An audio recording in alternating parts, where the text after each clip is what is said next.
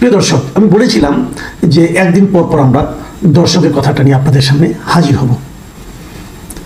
আজকে সেই কথা অনুযায়ী একদিন পর আবার দর্শকদের বিভিন্ন মন্তব্য আমি আপনাদেরকে পড়ে শোনাতে চাই। আজকে যে মন্তব্যগুলো নিয়েছি সেই মন্তব্যটা গত রাতে যে কন্টেন্টটা করেছিলাম, সর্বশেষ যে কন্টেন্টটা, যে ঈদের নতুন টাকা আসছে না এবং এই না আসার কারণ হলো নতুন টাকা ছাপতে গেলে আগের ডিজাইন করা যে টাকার নোটের মধ্যে বঙ্গবন্ধুর ছবি, সেই ছবি সহ ওই নোটগুলো ছাপতে হয়। অতএব তারা এগুলো ছাপবে না। অথচ নতুন টাকার কিন্তু প্রয়োজন আছে। নতুন টাকা যারা বাজারে জানেন 10 টাকা নোট 20 টাকা নোটের কী দুরবস্থা, কিন্তু অতটুকু সংকীর্ণতার কারণে বঙ্গবন্ধুর ছবি সহ টাকা তারা ছাপবেন না। এই সরকার সেই কাজটাই করছে। এখন এটা নিয়ে যে কমেন্টগুলো পড়েছে সেই কমেন্টগুলো আপনাদের আমি একটু পড়ে শোনাচ্ছি। মোহাম্মদ ফিরোজ আহমেদ লিখেছেন, নিরপেক্ষ সরকার কি এ ধরনের সিদ্ধান্ত নিতে পারে? সেটা কি তাদের কাজ? এই প্রশ্নটা উনি করেছেন। এবং যে কথাটা একটু আগে আমিও বললাম যে একটা নিরপেক্ষ সরকার এ ধরনের কাজ করতে পারে কিনা, কারণ এটা তো একটা রাজনৈতিক সিদ্ধান্তের মতো কিন্তু হয়ে গেল যে একটা পলিটিক্যাল পার্টি লিডারের ছবি, অথবা উনি যেহেতু একটা রাজনৈতিক দলের রাজনৈতিক সিদ্ধান্ত, এক নিরপেক্ষ সরকার এই কাজটা করতে পারে, এই প্রশ্নটা করেছেন মিস্টার ফিরোজ আহমেদ। এরপরে যে মন্তব্যটা জাকির হোসেন লিখেছেন, তাহলে জিয়াউর রহমানের ছবি বা ভাসানীর ছবি কোথায় কামাল সাহেব? উনি বলতে চাচ্ছেন যদি বঙ্গবন্ধুর ছবি থাকে টাকার নোটের মধ্যে, তো জিয়াউর রহমান কিংবা ভাসানীর ছবিও থাকা উচিত। সেটা নিয়ে কেন ওটা নাই কেন? আমি ওনার সঙ্গে একমত যে কেবল বঙ্গবন্ধুর ছবি কেন, আমাদের যত জাতীয় নেতা আছে সবার ছবি কিন্তু নোটে থাকতে পারে, ব্যাংক নোটে থাকতে পারে, যেটা নাকি আমেরিকায় যে সিস্টেমটা আছে। অনেক দেশে একজনেরই ছবি থাকে সবগুলোতে, যেমন ব্রিটেনে অথবা আপনার সিঙ্গাপুরে অথবা ইন্ডিয়ায় অথবা পাকিস্তানে, এগুলো একজনের ছবি থাকে। তো যুক্তরাষ্ট্রে বিভিন্ন প্রেসিডেন্টের ছবি আছে, এখানেও তাহলে যদি বিভিন্ন জাতীয় নেতাদের ছবি থাকে, আমি এটাকে কোনো অপরাধ দেখি না, মন্দও দেখি না, থাকতে পারে। সেটা কেন নেই সেটা বলতে পারবো না, আমিও দাবি জানাচ্ছি বিভিন্ন জাতীয় নেতাদের ছবি নোটে থাকতে পারে, সমস্যাটা কি? কোনো জাতীয় নেতার ছবি আসতে পারে, আমার কোনো সমস্যা নাই। বাট আমার কথাটা হলো অমুক নেতার ছবি আসবে তাই আমি নতুন নোট ছাপবো না, এই বিষয়টা আমার কাছে খারাপ লেগেছে, আমি তাই বলেছি। এরপরে মন্তব্যটা শাহ মোহাম্মদ তারেক, শাহ এমডি তারেক, তিনি লিখেছেন, বিশ্বের কোন দেশের টাকায় কোন স্বৈরাচারী প্রধানমন্ত্রী বা প্রেসিডেন্টের ছবি আছে? মাসুদ কামালের মতো প্রথম শ্রেণীর পণ্ডিতের কাছে জানতে চাই। হ্যাঁ ভাই, আমি প্রথম শ্রেণীর পণ্ডিত নই। এখন কে স্বৈরাচারী প্রধানমন্ত্রী, কে স্বৈরাচারী প্রেসিডেন্ট, এটি বিচার করবে কি?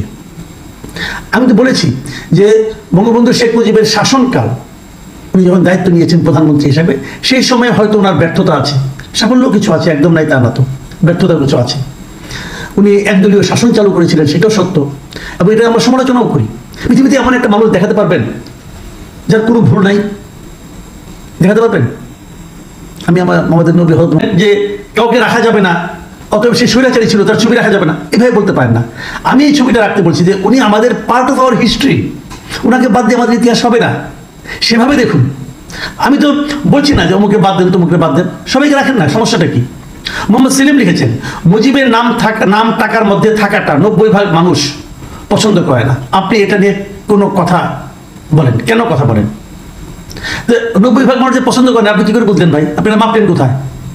গণভোট করছেন? কিভাবে বলেন আপনি আমি তো পছন্দ করি? তাহলে এত দ্রুত সিদ্ধান্ত দেন না আপনি, এটাই সমস্যা। অনেকে বলে জনগণ এটা চায়, জনগণের দায়িত্ব আপনি কিভাবে নিচ্ছেন? আপনি আপনার কথা বলেন, আপনি পছন্দ করেন না, আমি পছন্দ করি, ঠিক আছে, এটা আমরা একটা জরিপ করবো, দেখি ছবি থেকে পছন্দ করে কি করে না, দেখা যাবে কি হয়।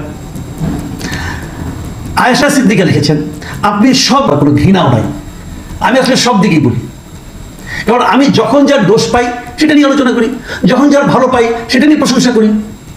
আমার তো কাজই এটা, এবং প্রত্যেকটা সাংবাদিকের এই কাজ হওয়া উচিত। এই কাজ না করে সাংবাদিকরা বিশেষ কোনো দলের যখন নাকি অনুগত হয়ে যান, তখনই তো সমস্যাটা হয়। আমি সেরকম করি না ভাই। বিলেভার লিখেছেন, একজন বঙ্গবন্ধুকে উপরে ওঠাতে যেয়ে নিচে নামিয়েছে, আর এরা নিশ্চিহ্ন করতে যেয়ে বঙ্গবন্ধুকে আরো উঁচুতে উঠাচ্ছে।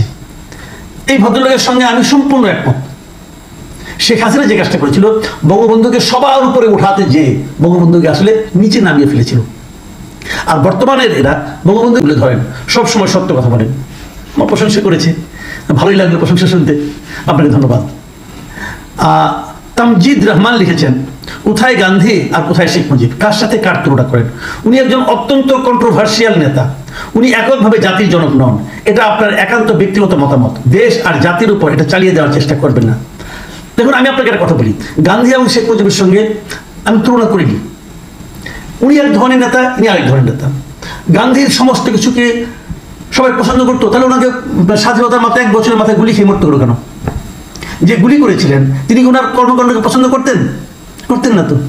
এবং যিনি ওকে গুলি করে মেরেছিলেন নথুরাম গডসে, এবং তার যে মতবাদ